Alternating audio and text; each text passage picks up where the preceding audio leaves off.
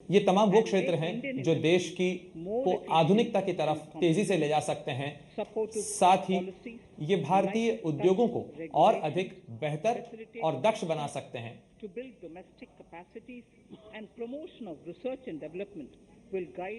घरेलू स्तर पर क्षमता विस्तार के लिए और इस क्षेत्र में अनुसंधान को बढ़ावा देने के लिए हमारा प्रयास होगा। Government contribution will be provided. Energy transition and climate change. सरकारी मदद दी जाएगी, खासतौर पर शिक्षा क्षेत्र के संस्थानों को जोड़ने के लिए इंडस्ट्री से। एनर्जी ट्रांसफॉर्मेशन,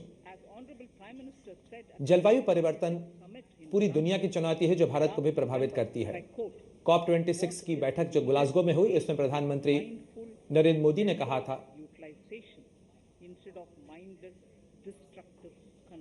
आज जिस चीज की जरूरत है वो सोच समझकर ऊर्जा संसाधनों के इस्तेमाल की है, ना कि बिना सोचे समझे ऊर्जा इस्तेमाल की।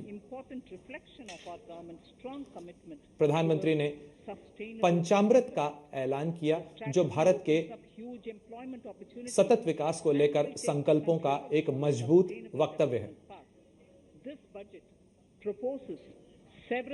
यह सरकार को, यह देश को एक सतत विकास की तरफ ले जाता है। सौर ऊर्जा,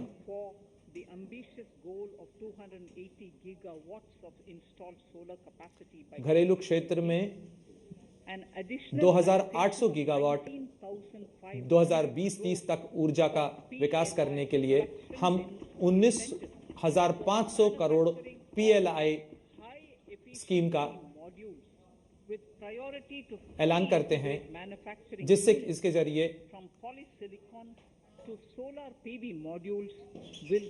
पॉलीसिलिकॉन से सोलर फोटोवोल्टिक सेल बनाए जा सकें।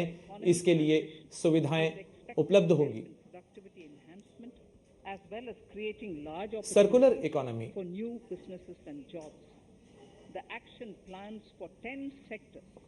नए रोजगार अवसरों और उद्योगों के लिए नए अवसर मुहैया करा रही। इलेक्ट्रॉनिक वेस्ट, वाहनों, यूज्ड ऑयल वेस्ट, औद्योगिक अपशिष्ट जैसी तकनीकें technology upgradation and integration with informal sector.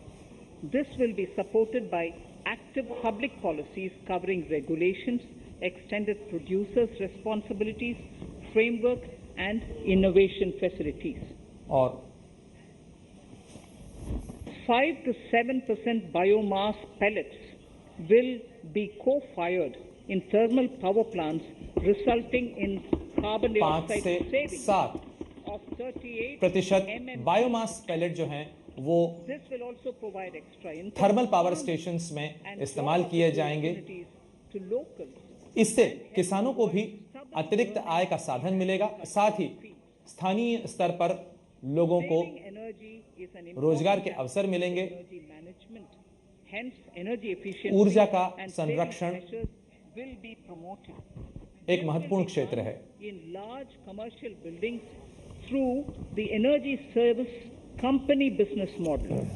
ऊर्जा संरक्षण खासतौर पर बड़ी बिल्डिंग्स में, बड़ी इमारतों के अंदर किया जा सके, ये एक नया क्षेत्र है। एनर्जी ऑडिट और परफॉर्मेंस कॉन्ट्रैक्ट, इसके लिए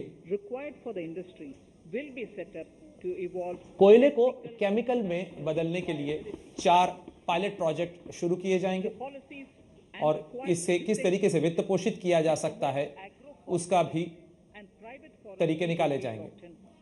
In addition, financial support will be provided to farmers belonging to scheduled castes and scheduled tribes who want to take कृषि वानिकी को प्रोत्साहित किया जाएगा और खास तौर पर अनुसूचित जाति, अनुसूचित जनजाति के लोगों को इसके लिए प्रोत्साहित किया जाएगा। निवेश का वित्त पोषण पर अब मैं बात करना चाहती हूं।